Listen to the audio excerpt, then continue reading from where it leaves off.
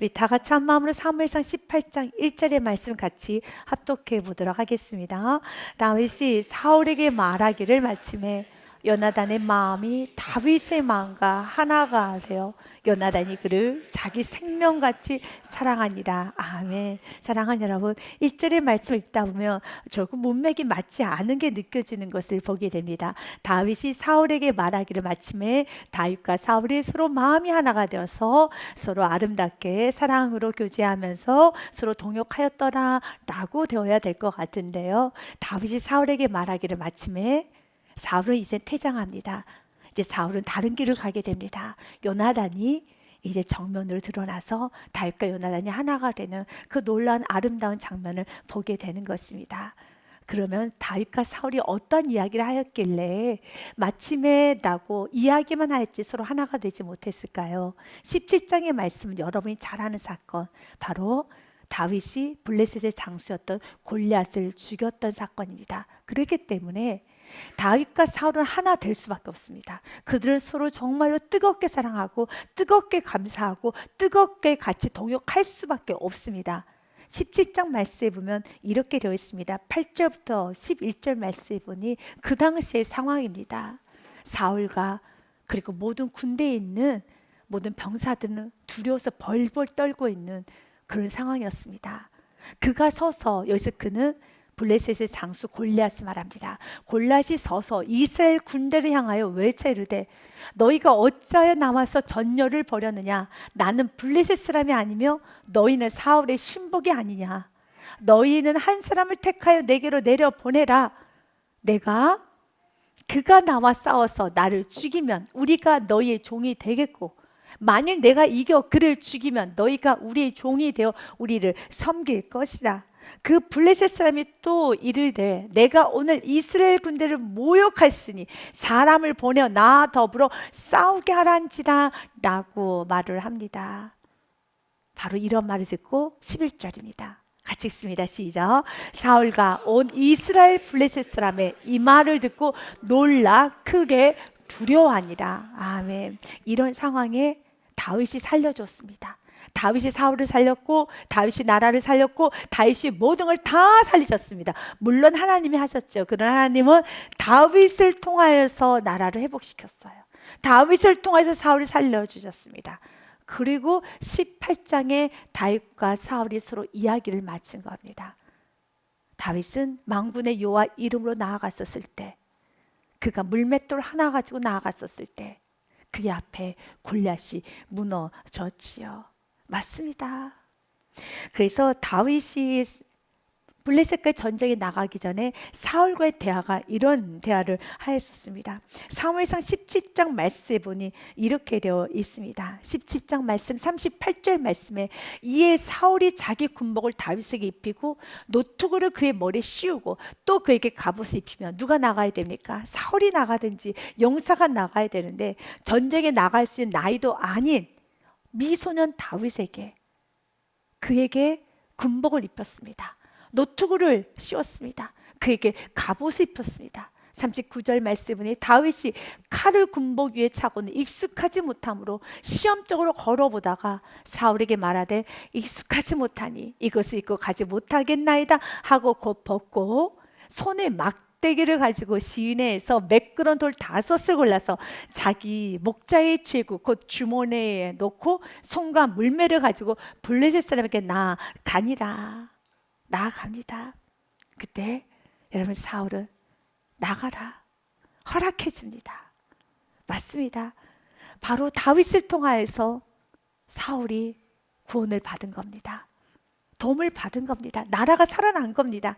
이 사건이 17장의 사건입니다. 그리고 다윗은 승리하였습니다. 하나님이 도와주셔서, 하나님께서 역사하셔서 다윗을 통해서 승리하였습니다. 이 놀라운 승리 앞에 사울은 어떻게 해야 될까요? 감사해야 되는 겁니다. 여러분, 우리가 이런저런 상처가 있어요. 이런저런 아픔이 있습니다. 왜냐하면 오늘 18장의 말씀에 보면 어떤 사건이 납니까? 한 여인들의 무리가 납니다. 그 여인들이 이렇게 노래를 하기 시작합니다. 사울이 죽인 자는 천천히요, 다윗이 죽인 자는 만만이다 라는 말을 합니다. 7절 말씀에 보니 6절과 7절 말씀에 보니 무리가 돌아올 때 곧 다윗이 블레셋 사람을 죽이고 돌아올 때 여인들이 이스라엘 모든 성읍에서 나와서 노래하며 춤추며 서구와 경세를 가지고 왕 사울을 환영하는데 뭐라고 왕과 사울을 환영하는데 여인들이 뛰놀며 노래하여 이르되 사울이 죽인 자는 천천히요 다윗은 만만 이로다 한지라 라고 합니다. 그때 8절에 그 말을 듣고 사울은 불쾌하여 심히 노하여 이르되 다윗에게는 만만을 돌리고 내게는 천천만 돌리니 그가 더 얻을 것이 이 나라 말고 무엇이냐 하고 9절 말씀은 그날 후로 사울이 다윗을 주목하기 시작합니다. 그리고 이제는 사울은 점점 더 무너져가기 시작합니다. 사랑하는 여러분, 우리가 17장의 사건이 없다라면 18장의 여인들의 말소리만 들으면 충분히 상처받을 수 있습니다. 충분히 아플 수 있습니다. 그러나 17장의 사건이 있기 때문에 18장의 이 여인들의 노래, 이 여인들이 이렇게 말합니다. 사울이 죽인 자는 천천, 그러나 다윗이 죽인 자는 만만이라고 말할 때 그 말만 들은다라면 여러분 7절의 말씀만 7절의 말만 들은다면 분명하게 아플 수 있어요. 그러나 17장의 사건이 있지 않습니까? 우리가 기억해야 될 것은 바로 이겁니다. 여러분 인생을 살다 보면 아픈 일 있죠. 누군가 나하고 비교를 할 때 기분 나쁘잖아요. 자녀들 간에도 부모님이 이렇게 비교를 할 때가 있어요. 너는 왜 형보다 못하는 거야? 동생보다 못하는 거야? 누나보다 못하는 거야? 라고 비교를 당할 때 너무 기분 나쁠 수 있죠. 또 사회 안에서도 누구는 이렇게 잘 살고 누구는 좀 못 살고 나는 열심히 한다고 하는데도 실패를 받고 나는 이렇게 열심히 한다고 하는데도 오해도 받고 나는 이렇게 열심히 하는데도 나는 이렇게 잘 못하고 내 인생은 왜 이러는가 여러 가지가 있을 수 있습니다. 그러나 17장의 사건에 대한 깊이를 알면 알수록 18장의 이러한 미숙한 발언에 이길 수 있는 힘이 있어야 되는 겁니다. 여러분 우리가 사는 세상은 7절의 노래가 가득한 세상에 사는 겁니다. 회사에서나 사업을 할 때 학교에서나 여러분 사회생활 할 때 7절의 노랫가락이 가득한 곳에 세상에 사는 거예요. 7절에 불렀던 이 여인들은 굉장히 미숙합니다. 이렇게 하면 안 되죠. 그래도 왕인데요. 왕이 돌아왔는데 아무리 그가 장수라고 할지라도 그래도 백성들이 왕에게 하는 노래치고는 좀 제가 생각하기에는 무례하다고 봅니다. 왕이잖아요. 왕이 이렇게 돌아왔는데 왕이 면전에 대놓고 노래를 해도 뒤에서 하든지. 왜냐하면 6절 말씀처럼 이 노래를 할 때 어떻게 노래를 하는가? 여인들이 무리가 돌아올 때 곧 다윗이 블레셋 사람을 죽이고 돌아올 때 여인들이 이스라엘 모든 성읍에서 나와서 노래하며 춤추며 서구와 경세를 가지고 왕과 사울을 환영하는데 차라리 이 포커스를 처음부터 다윗에게 맞추면 되는 겁니다. 근데 왕 사울을 환영하는데 노래는 다윗에게 부릅니다. 이건 좀 예의가 없는 거죠. 이건 좀 사실은 잘못된 거예요. 그래도 왕이잖아요. 이만큼 사울이 분명하게 아플 수 있어요. 6절 말씀처럼 우리의 이 어린 용사 다윗이 이렇게 승리를 했어 하면서 여러분 그냥 다윗을 퍼포먼스의 하나의 과정으로 다윗에게 박수를 보내는 거 괜찮아요. 사울도 인정해 줄 것 같아요. 그런데 타이틀은 사울왕, 근데 노래는 다윗. 사람을 가지고 노는 것도 아니고 사람을 무시하는 것도 아니고 타이틀이 왕과 사울을 환영하는 것이 아니라 타이틀 자체를 어린 소녀, 별빛 소녀, 어린 다윗 이러면서 제대로 환영을 하면은 사울왕도 뒤에서 바라보면서 재미나게 구경하면 되었을 것입니다. 그러면 일이 이렇게 복잡해지지 않았을 것입니다. 그런데 한껏 여인들이 춤추고 소고와 경세를 가지고 왕 사울을 환영하는데, 왕 사울을 환영하는데 7절 말씀에 보니 노래는 여인들이 뛰놀며 노래 이르되 사울이 죽인 자는 천천히요 다윗은 만만이로다 한지라. 라는 그 소리를 사울이 들으면은 상당히 불쾌할 것 같아요. 이것은 예의롭지가 않아요. 우리가 사는 세상은 Life is not unfair. 공평하지 않아요. 이것이 우리가 사는 세상입니다. 그렇다면 이럴 때 성경은 사울을 위로해 주거나 사울을 힘들었지, 사울아 너 속상하지? 라고 하지 않아요. 이 부분에 있어서 사울이 이 사건이 있고 난 후에 어떻게 무너져 가게 되는가를 보게 됩니다. 주님은 우리에게 무엇이라고 말합니까?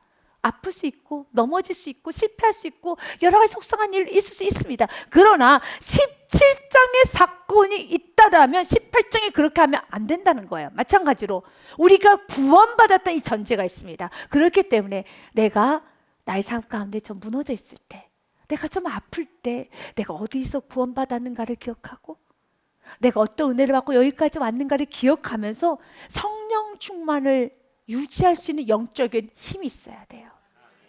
이것을 계속적으로 끌고 가는 것이 아니라 사울처럼 이 말을 듣고 8절에 신하들이 예의 없게 어떻게 나에게 이렇게 할 수 있어? 라고 사울이 그 말에 불쾌하여 심히 노하여 이르되 여기까지만 하도 내가 너무 섭섭하다, 내가 너무 화가 난다, 다시 나라의 기강을 잡아야 되겠다 라고 해도 하나님은 허락하셨을 것입니다.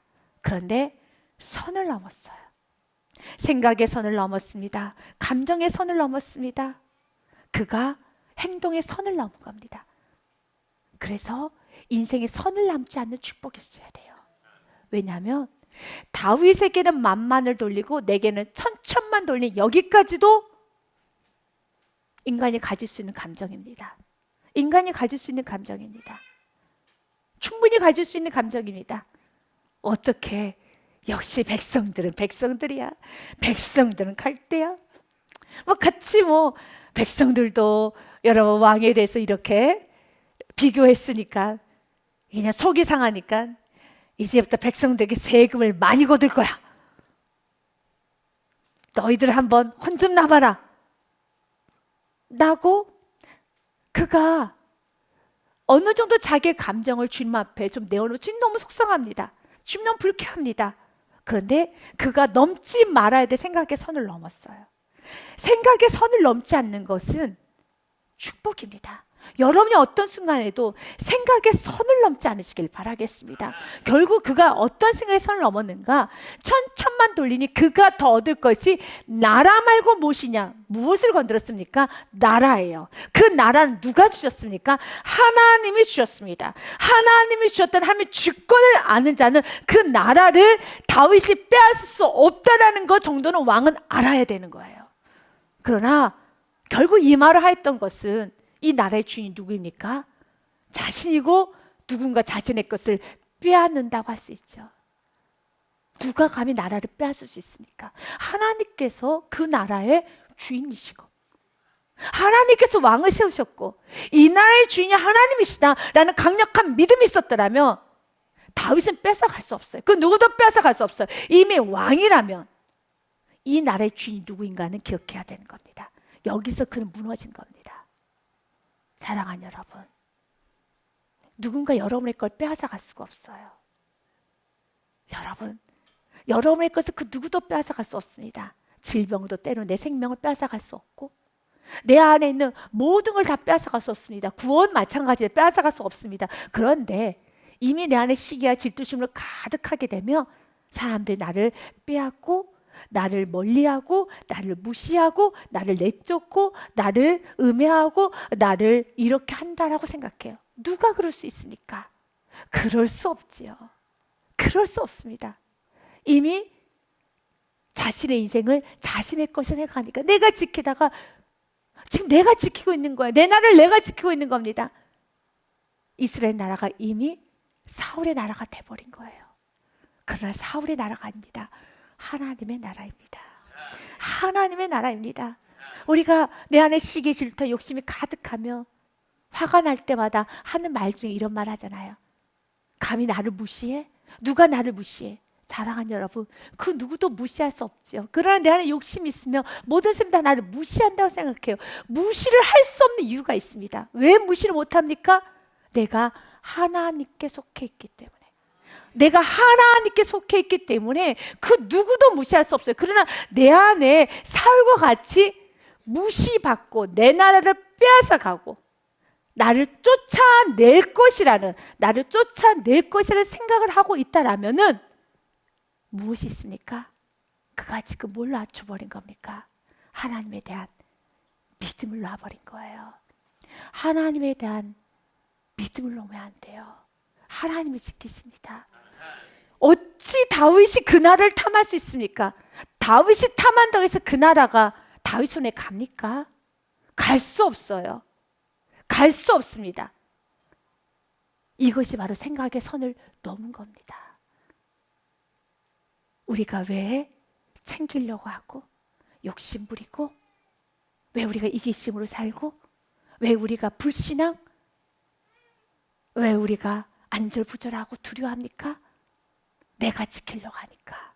하나님이 여기까지 인도하셨다면 그 누가 나를 몰아낼 수 있고, 그 누가 나를 무너뜨릴 수 있고, 그 누가 나를 여러분 업신여길 수 있고, 그 누가 나를 쫓겨낼 수 있고, 그 누가 나를 여러분 저버릴 수 있습니까?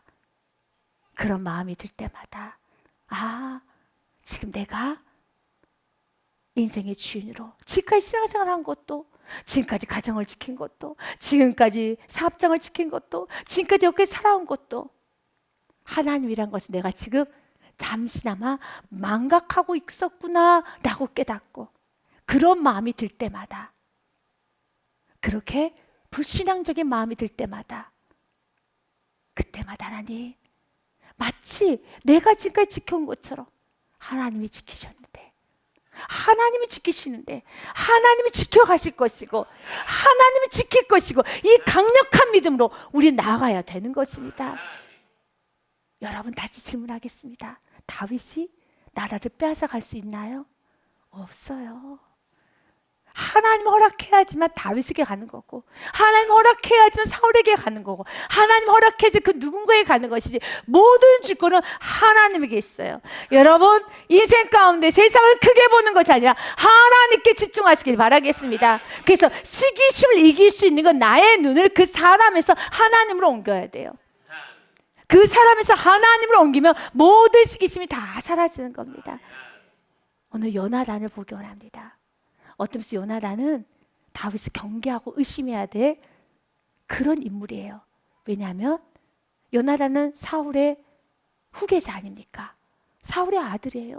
그런데 요나단이 나가서 블레셋과 싸워 이기고 이스라엘 백성들의 스타가 돼야 되는데, 역시 사울랑 그 다음 왕의 자리를 물려받을 만한 아들다워. 그리고 이미 그는, 요나단은 장군이었고, 믹메스 전투에서 그는 승리했던 경험이 있었고, 또 많은 사람들이 요나단을 따랐었습니다. 그렇다면 그것을 또 유지해야 되지 않겠습니까?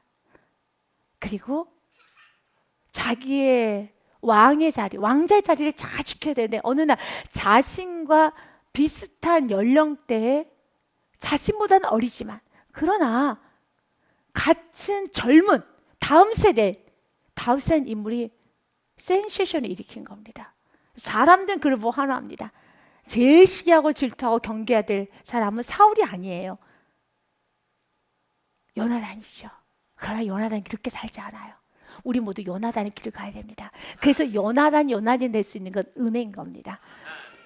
기승전결이 없어요. 요나단이 왜 다윗을 사랑하게 되었는지, 다윗의 어떤 사건이 있었는지, 그가 생명같이 사랑하니라 라고 난 다음에 다윗과 요나단의 아름다운 스토리가 참 많이 성경 기록되어 있어요. 서로 아름답게 애틋하게 서로를 위해서 중보해주고, 서로를 도와주고, 서로를 챙겨주고, 서로를 위해주는 그런 사건이 18장 1절 이후부터 나오는 것이지, 왜 요나단은 다윗을 사랑하게 되었는지, 왜 이렇게 생명같이 사랑하게 되었는지에 대한 사건 없어요. 그 전에 18장 전에 17장 16장 그 전까지는 다윗과 요나단이 만난 사건이 없어요. 그래서 알 수가 없어요. 18장 1절에 둘이 생명같이 사랑하니라 라고 난 후에 어떻게 사랑을 해가는 모습, 서로 위하고 서로 도와주고 서로 걱정해주는 그 아름다운 모습들이 기록되어 있는 것이지, 우리가 사랑을 할 땐 이유가 있죠. 여러분, 누군가 사랑하기 시작하면 다 이유가 있지 않습니까? 목사님, 제가 물어요. 왜 남편하고 결혼하셨어요? 왜 아내하고 결혼하셨어요? 뭐 이유가 있지 않습니까? 그때는요, 남편이요 정말 너무너무 잘생겼어요. 잘생겼다는 이유도 있고요. 너무 잘해줬어요. 너무 멋있었어요. 진짜 목사님 몰라서 그러죠. 목소리가 너무 좋았어요. 목사님 정말로 너무너무 진짜 이렇게 정말 이 아름다운 이런 이게 아주 너무 얌전한 여인이었어요.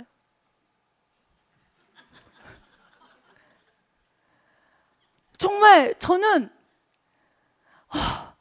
정말 너무너무 정말 얌전했어요 라는 말을 하더라고요. 맞아요. 다 이유가 있어요. 이유 없지 않아요. 이유 없이 어떻게 사랑을 합니까? 내가 좋아하는 구석이 있죠. 다 자기에게 맞는 구석이 있어요. 그래서 제 눈 안에 안경인 거예요. 내 눈에는 그게 너무 좋아 보여요. 제 눈에 안경이에요. 다 자기가 맞는 구석이 있어요. 그런데 아무리 찾아도 다윗과 요나단은 왜 생명을 사랑하게 되는 사건을 찾을 수가 없어요. 성경에 마구마구 찾았어요. 도대체 무슨 일이 있었을까? 다윗이 요나단을 도와줬던 특별한 사건이 있었나? 그런 어떤 호의를 베풀었던 사건이 있었나? 없어요. 그런데 1절에 요나단의 마음이 다윗의 마음과 하나가 돼요. 사랑하는 여러분, 그래서 누군가 사랑하고 누군가 하나 되는 건 은혜가 임해야 돼요. 이건 은혜라는 것을 우리가 좀 봐야 되는 겁니다. 기승전이었고 결론만 있습니다. 성경은 기승전에 대해서 애써 외면하는 구절들이 많아요. 창세기 1장 1절부터도 그렇게 되어 있죠. 천지를 왜 창조하셔야 되고 누가 창조하셔야 되고 누가 창조하셨고 하나님은 어떤 분이신가부터 설명이 들어가야 되지만 창세기 1장 1절 말씀은 어떻게 시작합니까? 태초에 하나님이 천지를 창조하시느니라 점, 이렇게 끝나요. 이건 선포입니다. 천지는 하나님이 창조하셨고 하나님이 누군가, 하나님은 하나님이셨죠. 더 이상은 없습니다. 기승전이 없습니다. 그냥 결론만 있습니다. 여기도 마찬가지입니다. 결론만 있습니다. 그런데 하나를 추측해 본다면 다윗은 영의 사람이기 때문에, 다윗은 요나단은 영의 사람이기 때문에 다윗이 17장 했던 그 만군의 여호와 이름으로 내가 나아가노라, 그 골리앗 앞에서 물러서지 않는 그 영적인 모습을 보면서 그 영적인 사람, 영적인 사람과 하나됨을 믿으시길 바라겠습니다. 로마서 말씀 12장 15절 말씀에 주는 우리에게 이렇게 말합니다. 함께 울고 함께 웃으라는 것이죠. 로마서 12장 15절 말씀에 보니 함께 즐거워하는 자들과 함께 즐거워하고 우는 자들과 함께 울라. 아멘. 같이 읽습니다. 시작. 즐거워하는 자들과 함께 즐거워하고 우는 자들과 함께 울라. 사랑하는 여러분, 여러분의 가정이 예수를 믿는 영적인 가정이라면 하나 되려고, 물론 세상에서 말은 여러 가지 서로 배려하고 서로 좋은 말을 쓰고 예의스럽게 행동하는 거, 이런 것 필요하지만 그건 아주 부수적이에요. 여러분이 예수 믿는 영적인 가정이라면, 우리 감사 드림교회가 영적인 교회라면 서로 하나님의 일하시 앞에 기뻐하고 감사하고 나가면 하나 되게 되어 있습니다. 자연스럽게 하나 되게 됩니다. 가정 안에 자연스럽게 하나가 됩니다. 내가 먼저 하나님 앞에 엎드리고 하나님의 일하심 앞에서 요나단처럼 반응하면은요, 요나단은 하나님의 일하심을 본 거예요. 그 앞에서 무슨 말이 필요합니까? 그 하나님 역사하시고 위대하심 앞에 무슨 말이 필요합니까? 말이 필요 없어요. 오직 한 가지, 갑옷을 내어줘야 되겠다. 하나님께서 그게 갑옷 내어주라고 말하지 않았어요. 그러나 헌신해야겠다는 마음이 들어요. 은혜 받으면 헌신해야겠다는 마음이 들고요, 은혜 받으면은 낮아져야겠다는 마음 들고요, 은혜 받으면은요 내가 정말로 주님 앞에 미랄되어 살아야겠다는 게 마음이 들어요. 모든 것이 다 내 잘못이다 생각도 들고요, 모든 것에 다 엎드리고 싶은 마음이 넘쳐나는 겁니다. 은혜 앞에서.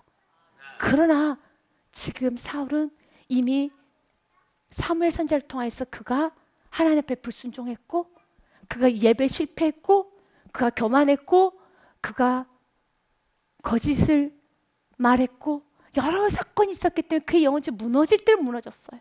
그건 영적인 걸 볼 수 있는 힘이 없어요.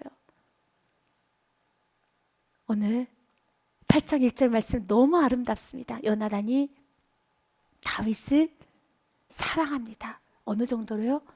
자기 생명같이 사랑합니다. 아멘. 이 생명같이 사랑하는 것을 2절 말씀에 보니 다 내어줍니다. 그날에 사울은 다윗을 머무르게 하고 그의 아버지 집으로 다시 돌아가기를 허락하지 아니하였고, 3절 말씀에 보니 요나단은 다윗을 자기 생명같이 사랑하여 더불어 언약을 맺으면서, 4절 같이 읽습니다. 시작. 요나단이 자기가 입었던 겉옷을 벗어 다윗에게 주었고 자기의 군복과 칼과 활과 띠도 그리하였더라. 다 내다 줍니다. 여러분, 그 누구도 지키지 않았어요. 스스로 한 것입니다. 이것이 그 당시에 겉옷과 군복과 칼과 활이 많이 있어서 내가 왕자니까 나 내 거 하나 줄게, 나 이런 거 많아, 이런 게 아닙니다. 13장 말씀 22절 말씀 보니, 사무엘상 13장 22절 말씀 보니, 싸운 날에 사울과 요나단과 함께한 백성의 손에는 칼이나 창이 없고 오직 사울과 그의 아들 요나단에게만 있었더라. 자기 전부를 주는 거예요. 자기 전부를 주는 겁니다. 은혜를 받으면 이렇게 살아요. 은혜를 받으면 이렇게 사랑하고 싶어요. 내 걸 나누고 싶어요. 내 걸 같이 공유하고 싶어요. 그러나 은혜가 떨어지게 되면 이기적여서 자기 걸 계산해요. 자기 걸 챙겨요. 내가 주님의 은혜 앞에 엎드려 있지 않으면 가족 안에서도 마찬가지예요. 여러분, 가족 안에 헌신과 희생과 서로 양보가 가득하고 넘치고 원한다면 은혜를 다 받아야 돼요. 그러지 아니하면, 은혜가 떨어지면 내가 일했으니까 당신은 이렇게 살아야 돼. 내가 오전에 일했으니까 저녁엔 당신 일해야 돼. 서로 기브 앤 테이크. 나는 피곤하니까 당신은 이건 당신이 해야 돼. 그러나 은혜가 충만하면 하루 종일 일하고도 내가 또 할게, 내가 또 할게, 내가 또 할게. 교회 안에 헌신이 넘치면은요, 그래서 회개하는 자, 성령 충만한 자가 헌신을 하도 또 하고 또 하고 또 하는 겁니다. 그러나 내 안에 요나단과 같은 이 하나님의 은혜가 충만하지 아니하면 자꾸 계산합니다. 계산해서 어떻게 합니까? 내 거를 챙기죠. 이건 나 하나밖에 없는데 이걸 줄 수는 없지. 내 거 하나밖에 없는데, 내 거 하나밖에 없는데. 근데 그 내 거 하나밖에 없는 걸 내어줘요. 이건 내가 누려야 되고 내가 좀 사용해야 되는 시간도 내어줘요. 이것은 내가 나를 위해서 써야 되는 그 시간, 나를 위해서 써야 되는 나의 좀 편안함과 내 몸도 있으니까. 요나단은 지금 과한 것을 챙기는 게 아니에요. 당연히 왕자로서 자기가 이번엔 칼은 있어야죠. 어떻게 칼을 내줘요? 칼 하나밖에 없는데요. 어떻게 창을 내줄 수 있습니까? 갑옷을 내줄 수 있습니까? 그럴 수는 없잖아요.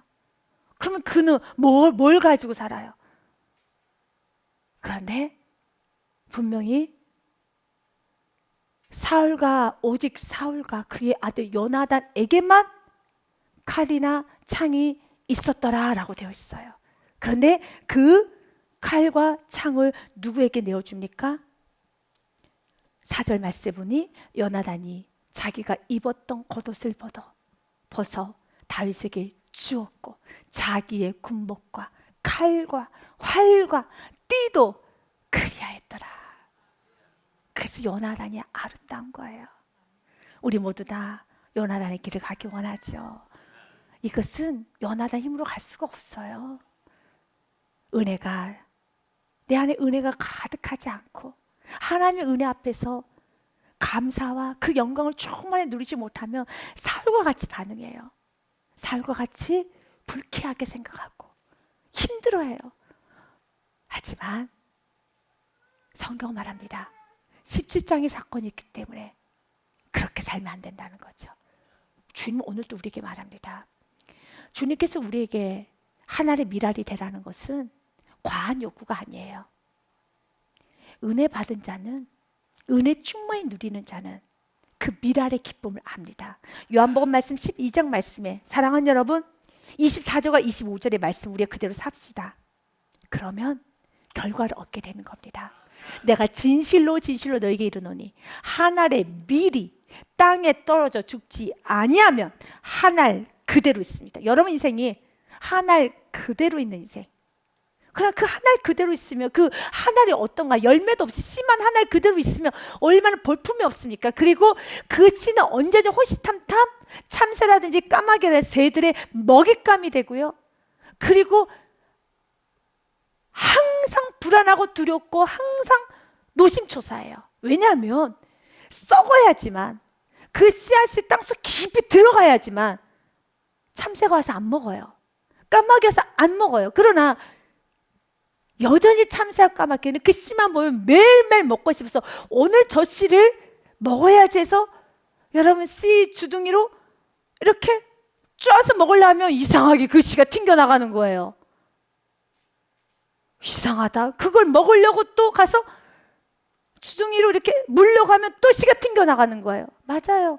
만약 그 씨가 하나님 안에 있는 씨라면 하나님께서 보호하시죠. 그럼 평생 그러고 살면 안 되지 않겠습니까? 계속 사단의 유혹받습니다. 끊어지지가 않습니다. 썩으면 사단의 유혹 안 받아요. 그래서 여러분 이 말씀을 마무리 짓기 전에 야고보서 말씀을 우리가 보면 요한복음 12장 말씀 마무리 짓시다. 요한복음 1장 14절과 15절 말씀, 오직 각 사람이 시험을 받는 거 누구누구 때문에. 오늘 사울이 시험 받은 이유는 여인들 때문 아닙니다. 여인이라고 말하고 싶겠죠. 너희들이 그렇게 말을 해서 내가 시험 받은 거야. 아닙니다. 은혜 받은 자는 이길 수 있어요. 나를 이기고 세상을 이기고 유혹을 이기십시오. 특별히 내 안에 있는 욕심을 이겨야 돼요. 오직 각 사람이 시험을 받는 것은 자기 욕심이에요. 어떤 욕심이요? 하나님의 자리를 탐하는, 내가 누구인지를 모르는 욕심. 사울은 자기가 누구인지를 몰라요. 하나님이 이 나라의 주인인 걸 몰라요. 그래서 감히 이 나라를 다윗이 빼앗아 갈 수 있다라는 그런 무지한 생각을 한 거예요. 어찌 감히 다윗이 나라를 빼앗아 갈 수 있어요? 그럴 수 없어요. 없습니다. 이 확실한 믿음이 있으면 욕심 부릴 것도 없고 교만할 것도 없고 낙심할 것도 없고 두려워할 것도 없어요. 이 믿음 우리 다시 한번 충만해지시길 바라겠습니다. 또한 감사를 잃어버리면, 그 욕심이 은혜를 잊어버리면, 하나님 나에게 베푸신 은혜와를 다 잊어버리게 되면 그 욕심이 끌려 미혹이 되미니. 15절 말씀이에요. 욕심이 잉태한 즉 죄를 낳고 죄가 장성한 즉 사망을 낳느니라. 맞습니다. 14절의 말씀에 보니 우리가 미혹받는 것은 무엇 때문에요? 환경? 핑계 대지 맙시다. 욕심입니다. 그러면 이 욕심을 어떻게 없앨 수 있습니까?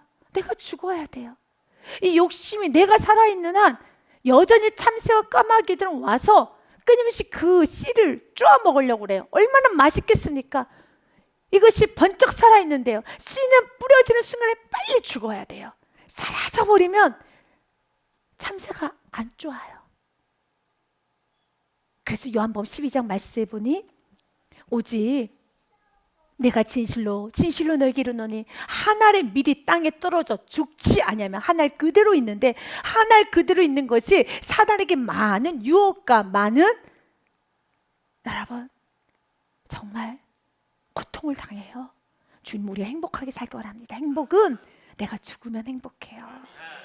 그냥 내가 죽고 하나님 앞에 은혜 안으로 충만히 들어가면 모든 것이 다 행복해져요. 모든 것이 다 행복해집니다. 한 알 그대로 있고 죽으면 많은 열매를 맺느니라. 25절 말씀 같이 읽습니다. 시작. 자기의 생명을 사랑하는 자는 잃어버릴 것이요 이 세상에서 자기의 생명을 미워하는 자는 영생하도록 보존하리라. 아멘. 그래서 주님께서는 예수님 이렇게 말합니다. 알아. 많이 힘든 거 알고 아픈 거 알아. 그러나 주님 오늘도 우리에게 말합니다. 누가복음 말씀에 보니 누구든지 자기를 나 예수를 따르려거든 자기를 부인하고 자기 십자가를 지고 나를 따를 것이니라. 같이 읽습니다. 시작.